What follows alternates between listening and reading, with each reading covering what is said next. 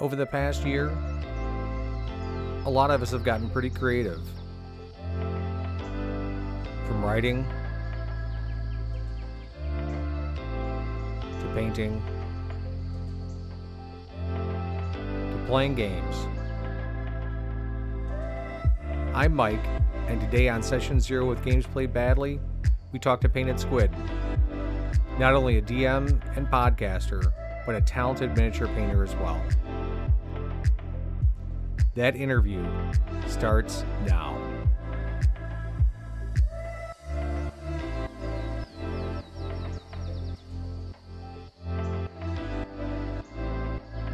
All right, so we've got Painted Squid with us. Kevin, how are you? Good. I doing well. I'm making my way through the weekend right now. Need to paint some minis at some point. I haven't painted in ages. I mean, I think my wet palette's a dry palette now. That's how long it's been. Yeah. So there have been a couple times where I've picked up the lid of my my wet palette and it's turned into I don't know if you have this problem where it turns into a series of massive puddles of the color, right? Where it can't be used for anything. Yeah. Yeah. And so that's been happening, I think, as of late. The hobby streak stuff has actually been nice for at least dedicating time to trying to, okay, I need to paint today. I need to do something. Yeah, I was trying to keep up with the hobby streak stuff. I did pretty good, but typically I'm working on hobby stuff. I just don't have time to post about it. Yeah, no, totally. Yeah, I've missed some days. So I think I was on like day 96 or something, but I think I'm just going to put hashtag hobby streak when I do stuff. So that way it just keeps it going, but I can't keep track of the days anymore. It's just crazy. Yeah. I think it's helpful for like, even in those, for just like being cognizant. It's made me like, did I do something? Did I do something today? And then I'm like, Right. if the answer is no, then I'll do something regardless of whether I post or not. And it sounds like you're doing something similar, right? You're thinking about like, okay, I haven't done X thing with board games or mini painting or D&D. Let's go ahead and try something, if it was just like sitting down and reading a module or Exactly. I like that. Mm-hmm. Exactly right. Yeah, I mean, it has made me more cognizant of making sure that I carve out a little bit of time every day for a hobby. Mm-hmm. Which is important during the pandemic because we're all going nuts to begin with. So, Understatement. Yeah.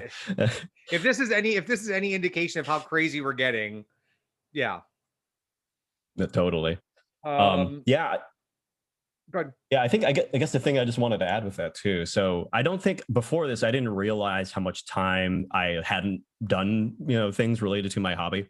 Because I think there'll be many times where you question, like you'll think, oh yeah, I did something, and then when you actually look at it, you haven't done anything for like a week, 2 weeks, 3 weeks, and then you'll see people kind of like I think come up and this is the first mini I've started painting in 3 months.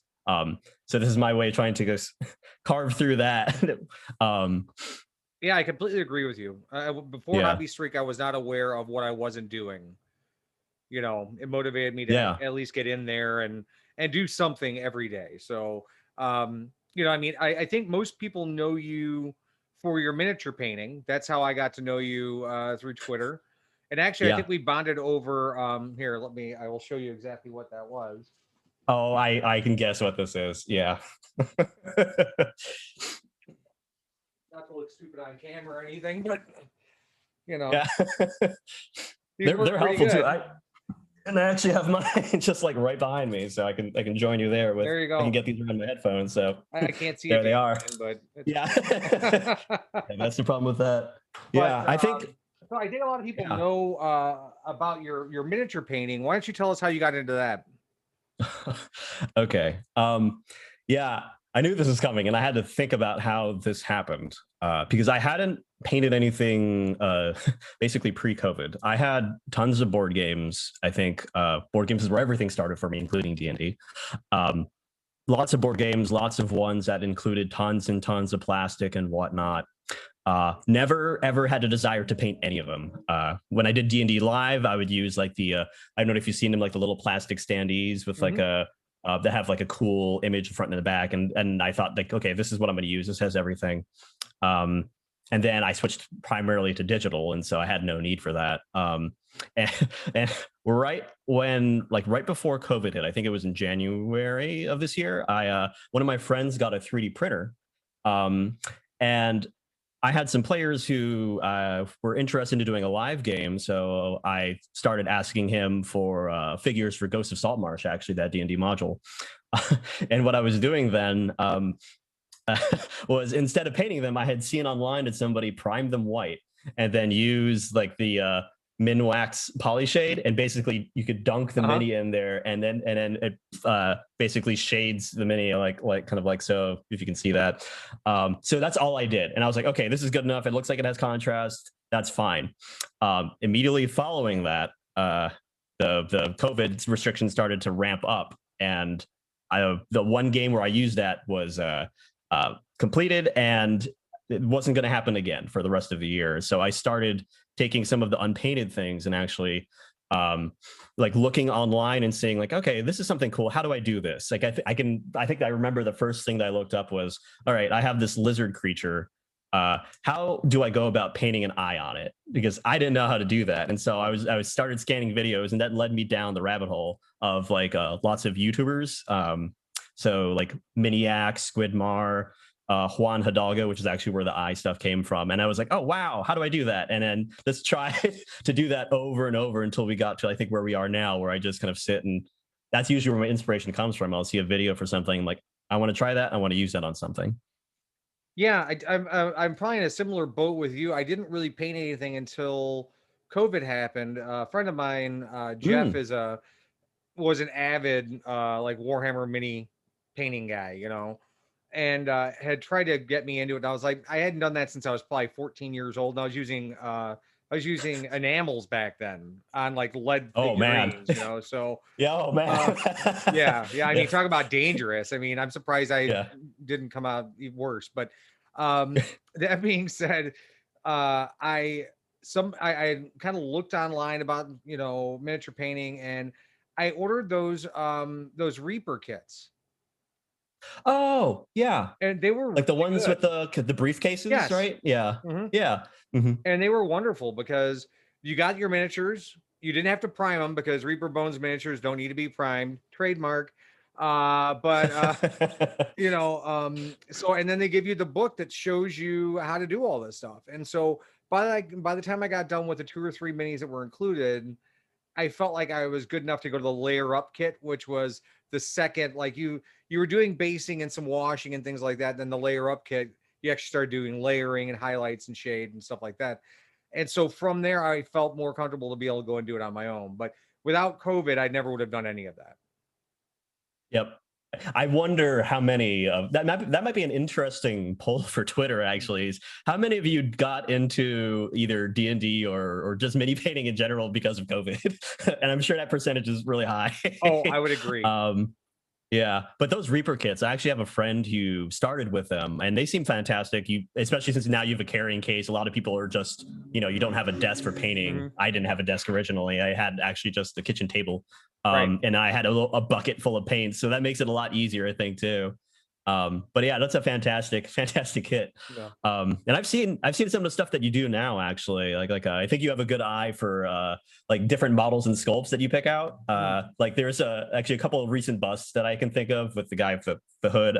I think, is that from Loot Studios? Or I was like, wow, that's an awesome Studios. Model. Good find. Yeah. And actually, that's going to be an interesting character because I haven't even promoted this yet. I'm not nowhere near done with it, but I think I'm going to make that a trans model. Oh, cool. And the reason being is the way that the zenithal highlight hit, it highlighted his lips and just kind of like the eye area. And I was like, okay, I think this might be interesting to do as a trans bust. So I'm working on that, but I'm trying to be really, I don't want to mess it up. I mean, I want to do a good representation, but it's been on my mind for like since I printed the bust out 2 or 3 weeks ago, and I'm finally starting to get to that point where some of those areas are going to be starting to get addressed. So I don't want to make it cartoony. I don't want to make it, it's tough. Yeah. You have to do it with some gentility, obviously. No, totally. I do like that though, and that might be something where like bouncing feedback off of our community might be helpful too for like making sure that you're not veering in a direction that is either like offensive or anything like that. Right. I do like now that which I hadn't seen in earlier years. I say this as somebody who's only been painting for a year, but that there's a lot more models out there that are more representative of people of color and disabilities and the other kind of underrepresented groups, and Right. I like that that's taking hold right now. I can think of just off the top of my head which has been a debate surprisingly on on Twitter, the wheelchair series. I think Yeah, you're I familiar actually with. just finished Yeah. painting a bunch of those, I think. Oh yeah. Oh, did I see those on Twitter? I think I Yeah, might you have. may yeah, I Yeah. posted them. Let me see if I have them out. Yeah, I mean they're kind of hard to see, but these are fantastic miniatures. The company is named Yeah. Strata Miniatures. Yeah. And I actually Oh, there's a went through tiefling. and Yeah. bought all their STL files too. So these are actual metal miniatures. I ordered them before I had my 3D printer. I went ahead and ordered them, all the metal ones, and now I have their second wave as STL files, and I printed all those out. So the nice thing is those models will scale to like 130% too. So if you want like a really big model, so that way, because their stuff is highly detailed, and you and I both know when you dealing with 28 millimeter, 32 millimeter. I mean, trying to get some of that detail is almost impossible. So. No, 100%. Yeah. I've so I think one of the rabbit holes that I've gotten into is actually under oh, there's somebody stomping outside. One of the rabbit holes is understanding what scale is. I don't think I had understanding of that in terms of like what that meant. So I went for a while thinking 28 millimeters meant the base and not exactly the height of the person within the world of just as a little side note. But yeah, that's totally true, and especially with the 3D models too. I think when you shrink them down, sometimes you lose a lot of detail on them because well, some of the details might be softer, especially like in the face. Exactly. Yeah.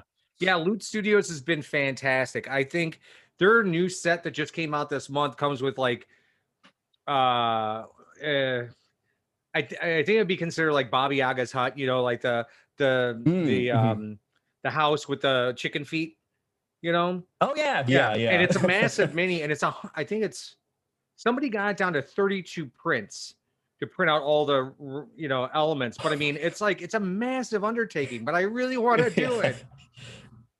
Yeah, that seems like more of a realm for the like the FDM, the filament printers. Oh yeah, yeah. Unless you have a huge resin bed. Well, that's the reason with my resin bed, I'd be like, it's like 32 or 40 prints, and it would take I think 2 liters of resin to do. Oh my god. Yeah. Like, are you? Yeah, that seems like a little bit of an undertaking. Yeah. But everything else, their busts have been fantastic. Everything that they've done has been really, really good. Yeah, I think if it wasn't for 3D printing and sculptures like that, I don't think I would have gotten into mini painting actually. So there's that. So I'm glad like a lot of these studios like that came out of the woodwork, and now I've started painting busts and other things that I never thought. If you would ask me what I did a year ago, and I wonder if I think you said it might have been the same for you, right? Where it's, hey, you're gonna become a mini painting addict and in a year and a half, I think I would have laughed myself silly if I was told that. Well, the fact that I'm on Twitter is something I never thought I would do. It just wasn't. It never felt like my forum, but I'm really enjoying it. I've really enjoyed meeting everybody. I've had a great time so far. So what is your favorite gear when you paint? Like, you have favorite paints, favorite brushes, things like that when you paint miniatures? Oh, yeah. So that's an interesting question, because I think everybody's had a journey to figure out what stuff they like. And you're told a lot of things, right? So I think for me, I really like the Kolinsky sable brushes, which I think is the usually the answer that you get from most people in videos. They're just really nice, or they are very great for detail work and the like. And and surprisingly, I've turned around and gone kind of the other way too. For like most of my work, I tend to do with Hobby Lobby 20-cent synthetic brushes because they have huge bellies.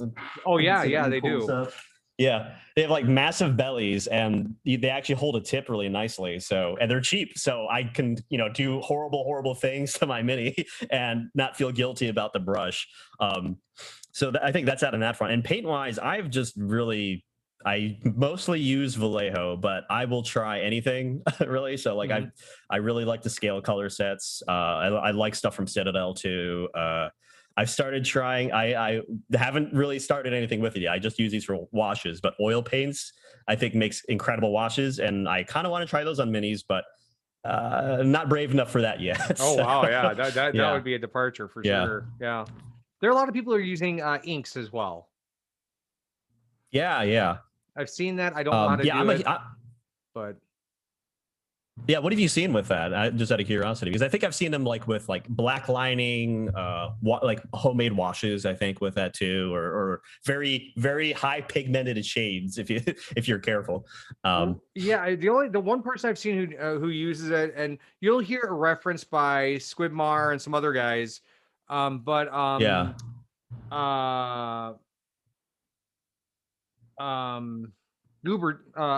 Town. Mark. Yeah. Oh, yeah. He does a ton of stuff with it, and he's like a PhD chemist, so he like loves this stuff. He'll tell you how it all works. He tells you how to get your pigments. He's insanely smart. And so he goes through all sorts of stuff with, how to use inks, what inks to use, things like that. He was actually one of the first painters I ever watched paint. When I was looking at videos. I want to ask you a question about that because I just realized. So he's actually, I completely forgot. He's probably the reason why I got into mini painting, because he was the top. How do I paint a mini? If you pull that up, you'll pull up, I think, his video where he in a calming voice, he kind of goes through the process and everything's cool, and it's a little barbarian figure that he paints. It's I think it's like the mini what I wish I would have known when I started myself, or something along those lines. That's what got me started. Was that the same video you watched by chance? And that was also so at the beginning when I was doing my mini painting videos, at the end I would be like, it's only paint fearlessly. And it turns out his tagline, which I guess I'm not sure if he was using it then, was paint bravely. And he has a podcast called Paint Bravely. So I had to drop all that. I felt terrible. But yeah, that was the exact same video I watched. And I'll tell you what really got me was, he shows you, he's like, go ahead and prime, do your thing. And then go ahead and do a zenithal highlight over the top. He's like, this is kind of advanced, but you guys can do it. It's not a big deal. And hearing him say that stuff really made me feel like I can do anything. Yeah. I think that's the one thing I've noticed about the mini painting tutorial YouTubers is a lot of them, the way they talk about things, they really hone in on you being able to, like, this is something you can achieve. It might take practice. You can definitely do it. And that's, I think, probably one of the things that got me into the hobby too. I'm like, yeah, I can do that. Exactly like what you said. So I love, and this, I won't put this in the video, but I actually listen to Brent's videos to go to sleep. I am not kidding. That works. Yeah. I mean, that totally tracks for his voice, because it's like there's this kind of monotone, positive but monotone, really calming voice. And so if I'm taking a nap, I'll throw a video on, and I put on, if he's doing anything with chemistry, it puts me right out. All right, that's pretty good. That's a good tool for that. Yeah, he has an excellent voice for that. The other thing, probably a good video for that too, is the one where he's like talking about mini painting on vacation, and he's just him talking about, I'm just gonna go on this boat and I'm just gonna take it easy, just take in the scenes, maybe try to paint a figure on this bench, and that seems like a good lullaby. So outside of the miniature side of things, you also have a podcast as well. Zone of Hot Truth, yes. Mm-hmm. So what's the name of your podcast? The so it's a I don't know if you call it a play, but it's like the spell Zone of Truth. Zone of Hot Truth is what we do because we take spicy takes. So that's what we decided we wanted to do. Yeah. How long have you been doing that? Oh, man, maybe since September. So I think we've had, what is that? However many number of months since then, basically. I think we're coming on maybe 30, 40 episodes or something like that now. Yeah, but the only reason that is the case is because they're 15 minutes long, so it makes it a hell of a lot easier to edit. And I'm sure you appreciate it. I think you make a lot of long form content. The pain of editing that and going back through and making sure it's fine is quite the monster sometimes. Yeah. So the last episode of your podcast was regarding character flaws. Oh God. I actually really enjoyed it. Thank you. That means a lot, because we were actually kind of in the dark sometimes about, is this something that people will listen to, or is it just us debating on each other, and we like talking to each other, so we'll do it anyway. What was it? I mean, what was the thrust of the conversation? Oh man. So I think the catalyst for that was we were talking about like, are flaws something that like have a place? Are they useful? Are they good for, you know, D&D, other systems and the like? And like many, I think a podcast or conversation on Twitter, we started a debate about that, decided to, well, everybody bottle it. We're going to put this in a 15-minute thing. But the crux of that, I think we were talking about the mechanical side of flaws a lot. At least that was kind of my opinion of things, in terms of like, should they have a mechanical effect? Like, is this something that players should do without talking with like other players in a DM? The answer is no. You should talk to everybody in a group. Make sure you don't do something that is upsetting to anybody. But yeah, so I think that was kind of the back and forth regarding that, is like a lot of is it something that should exist? How do you kind of bring it up? Like advantage, disadvantage came up in terms of that, which I think a lot of DMs use. But yeah. Yeah, I like that idea. I mean, I've often wrestled with. So I mean, what our characters have done in the past, because I run an adventure and then my buddy runs an adventure, but people roll for them, and I don't like that. I mean, it's okay. So if you're an old salt and you've been playing D&D for 10 years, sure, go ahead and make it random. Just, you know, whatever. It's a challenge. But for new players, you could get completely conflicting traits and benefits that just kind of nullify each other, or can really screw you up in the head. I mean, it can kind of tie you up into this role-playing, totally, like lasso, you know? Yeah, I think that's a good point. And I think we have people in our group who I think they really don't like the idea of randomly rolling for things, like a little, I think along the lines of the reasons that you mentioned, but also just because usually you have a trait in mind when you make a character. Like you're already like thinking in the process. What I do like with that, I think if you don't give like people a list, like just show them the roll table, but don't make them roll on it, and have them pick something off of that, because people tend to fall in the same, they'll say brave, they'll say scared, they'll say, you know, it's always like the very common ones, but they're like, oh yeah, guilty, that's kind of cool, like, and then they can pick that, but they wouldn't have thought about it without like a big list of something. So that might be one way around that. And they start to think about how they can work that into the character and whatnot as they go. So now, so yeah, I enjoyed that podcast. I did listen to the character creation one as well, which I found one of the most controversial statements by one of your guys was attributes are stupid, because I know who this is. I forgot exactly what he said, but I'm like, yeah, okay, I kind of get that point. It's like attributes are a lazy man's way of not really thinking about their character. You know, not giving a thought to your character to say, you know, I've done this, so therefore I feel like I'm dexterous, or I'm this, or I'm that. It's just like, no, I'm dexterous because I rolled that. Yeah. And I just found that to be rather controversial. You bring that up. There's a it's the zone of hot truth, right? We'll say things that I think many people disagree with. This. He's also the same person. I'm curious if where you fall on this. He's a big proponent of using wisdom for like archery and the like versus dexterity. Because it's not a matter of dexterity, right? It's a matter of like your eye and like being able to hone in on the shot, which is very controversial within our group as well. But I think that's in the same kind of debate, like where he wants, I think what like he wants, and I think what a lot of people want on that same spectrum is, okay, how do we take this ability score? And I think, like you said, it doesn't mean anything usually later. How do we turn this into like a character, right? And often it's that bridge is not like thought through.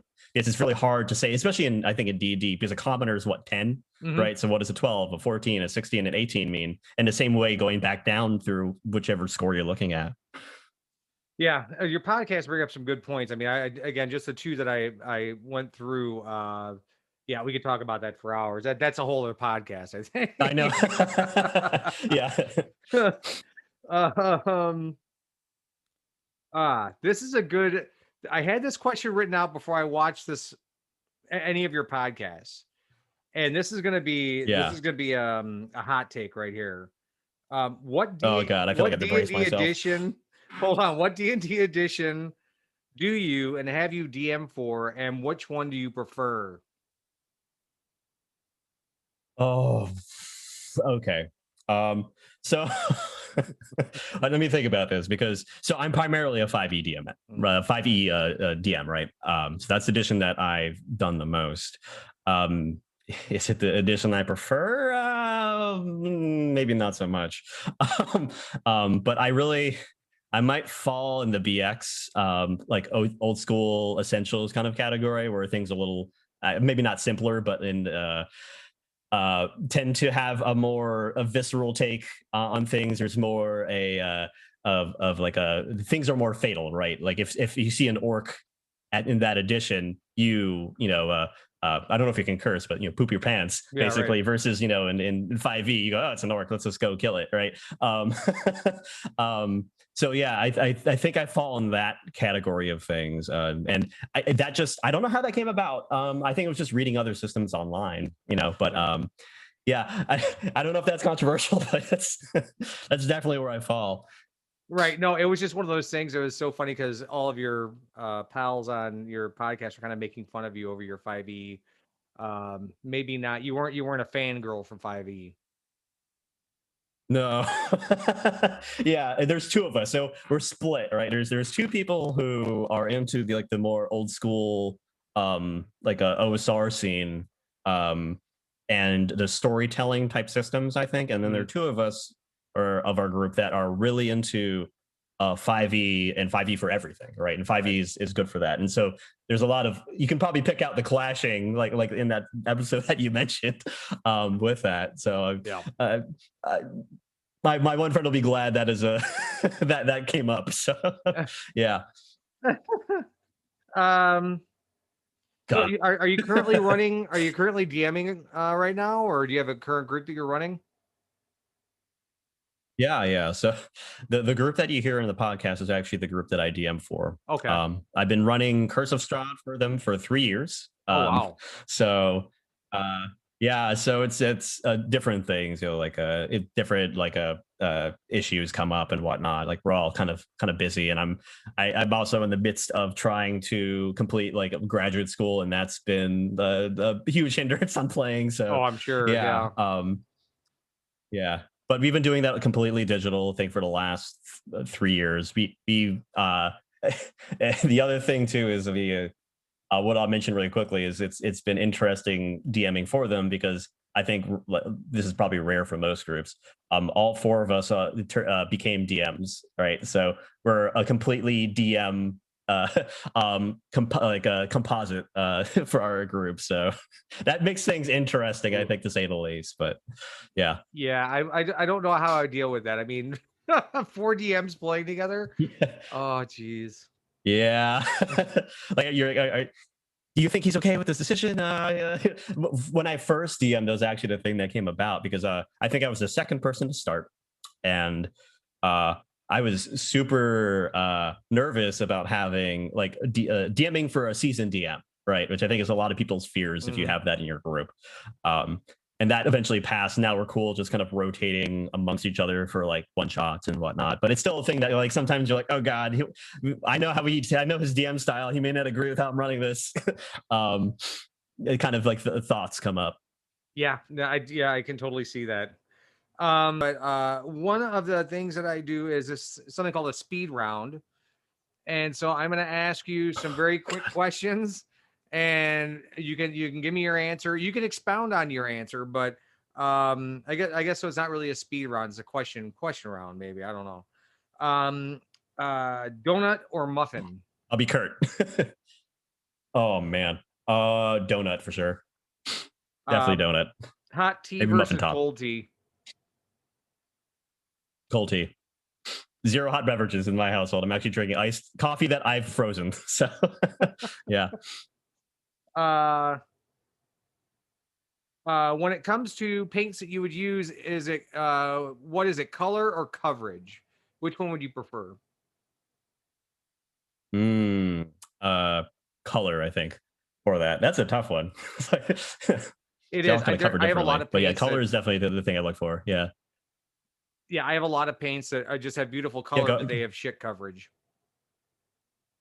Yeah. Scale color, I think, is like in that category where if you one coat, it takes like 10 coats to get it, but those colors are fantastic, and it's matte, which I like a lot. But anyway. Yeah, that and you know, something that's thin. I thin my stuff out anyway, just so I don't lose detail. Yeah. So, but yeah. Metal versus non-metal miniatures. The pewter debate. Metal weightiness is nice. I like that. Yeah. Doesn't less chance for it to tumble off the table and explode. Unlike resin sometimes. Car or motorcycle? Oh, where's my wife? Let's see what she'll say. I would say motorcycle, but I think she says, quote unquote, my nougaty center is not protected on a motorcycle. So I will say car for this question. Yeah. That's all I have. I appreciate you coming on and talking with me, and hopefully we'll get a chance to talk again soon. I'm sure we will, actually. Now with your podcast, I'm going to have questions for you guys. Yeah. Oh God. Yeah, this has been super fun. Again, I think it's really nice to like put a name to a face, and I think you've been probably one of the friendliest, if not the friendliest person that I've encountered in the Twitterverse so far. So that's always nice to kind of be introduced to that.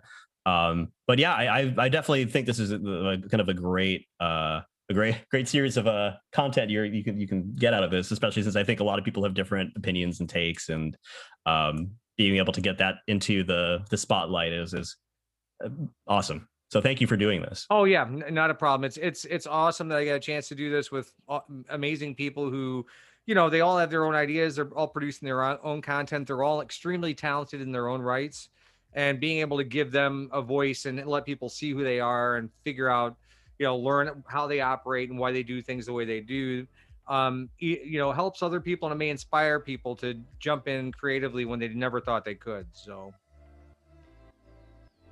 yeah, no, and I appreciate that. But yeah, hopefully this is something you continue, because I enjoy it. And I think you have an awesome setup, by the way. I was going to mention that earlier. Oh, thank you. Just looking at the Twitter photos and this right now, yeah, I think that's you have a fantastic set of equipment that I might have to prod you about later. Yeah, so, it all started in my garage, where there were cobwebs. Like, I would leave miniatures out to dry, and there would be like, I don't know, just random pieces of fuzz all over them when I go out there. So I eventually migrated all that stuff into the basement, and my husband was not necessarily happy with me. I just basically took over the entire basement. So it's all mine. Yeah. I'm slowly taking over, looking over my shoulder, because I've slowly creeped up and taken a large swath of our small apartment, so now I have my own desk. That was not usually the case. It was kitchen table, and then I got moved away from that, so I understand. There's so much stuff to buy that's cool with mini painting and minis. What do I do with the minis? Where do I put them? That's a question. That's the other question is, once you're done, like Warhammer mini painters paint because they want to play Warhammer and they want to use these figs, you know. I don't paint play totally. With them. I paint them. So then what do I do with them after I painted them? Get a nice display shelf. I think is the way, right? That's what people usually do. Yeah.